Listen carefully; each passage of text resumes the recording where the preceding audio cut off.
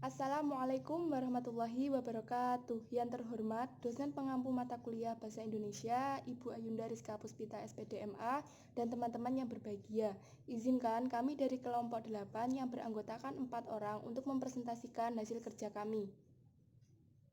Adapun poin-poinnya, poin pertama, pengertian karya tulis ilmiah. Poin kedua, perbedaan karangan ilmiah dan non-ilmiah. Poin ketiga, macam-macam karya tulis ilmiah yang meliputi artikel ilmiah atau makalah, proposal, dan skripsi. Poin keempat, bagian-bagian karya tulis ilmiah yang meliputi pendahuluan, isi, dan penutup.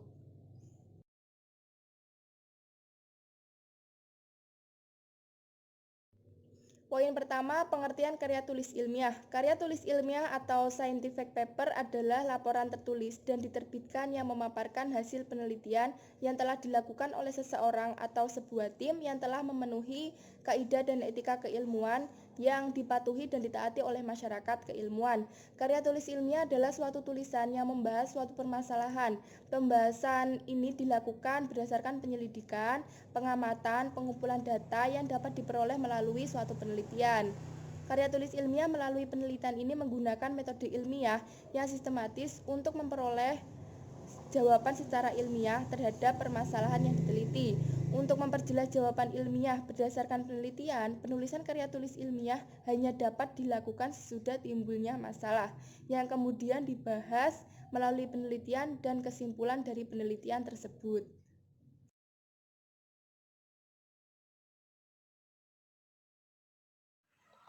Perbedaan karangan ilmiah dan karangan non-ilmiah.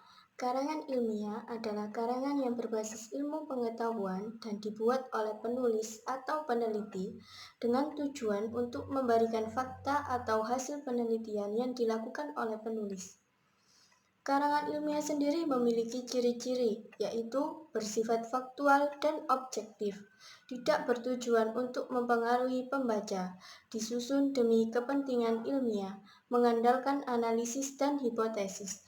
Gaya bahasanya cenderung formal dan lugas, ditulis dengan metode penulisan ilmiah. Sedangkan karangan non-ilmiah adalah karangan yang mengungkapkan tentang pengalaman atau pengetahuan sang penulis yang sifatnya fiktif atau subjektif. Karangan non-ilmiah sendiri memiliki ciri-ciri, yaitu bersifat fiktif dan subjektif, bertujuan untuk mempengaruhi dan memancing imajinasi pembaca, disusun demi kepentingan seni dan kepuasan batin penulisnya, tidak mengandalkan analisis dan hipotesis. Gaya bahasanya cenderung sastrawi dan berkias, ditulis berdasarkan jenis dan karangan non-ilmiah yang berlaku.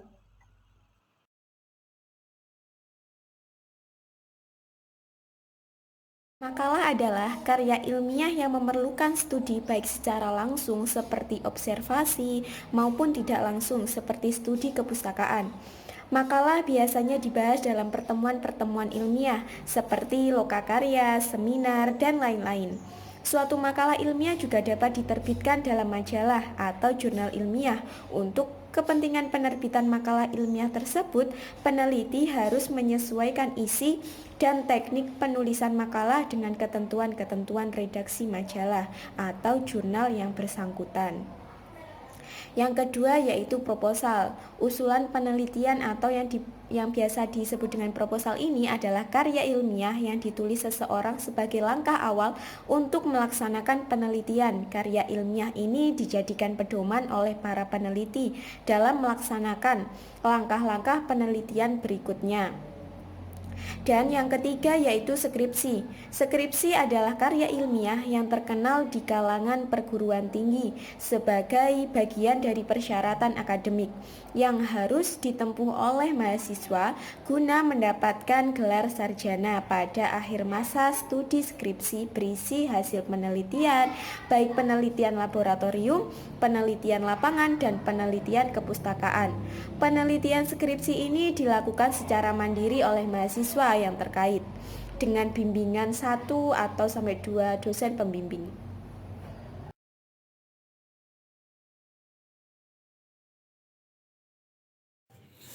Bagian karya tulis ilmiah. Pendahuluan. Bagian pendahuluan terdiri atas latar belakang masalah, rumusan masalah, tujuan penelitian, manfaat penelitian, dan definisi operasional. Isi, bagian isi, dan pembahasan ini bisa terdiri dari satu atau lebih bab.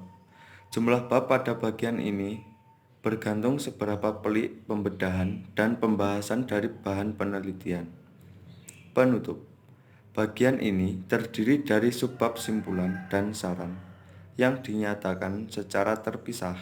Simpulan berisi paparan singkat tentang hasil penelitian yang merupakan jawaban dari rumusan masalah.